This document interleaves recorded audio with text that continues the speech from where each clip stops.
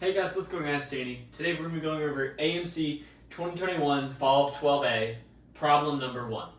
This problem asks, what is the value of 2,112 minus 2021 squared all over 169? Now, the first thing I want to look at this problem is probably subtract these two numbers, right? So what does that give us? Well, to get to 2,100, we can add 79, 79 plus 12, 91, okay? So, if we had a value of 91 to this, that's what it is. So, 91 squared over 169 squared. 91 squared and 169, but 169 can be written a different way. I know 169 is just 13 times 13, so let's rewrite it like that. 13 squared. Now, I have no idea how to calculate this, right? But maybe 91 has some factors that we could use to cancel out over the top and bottom.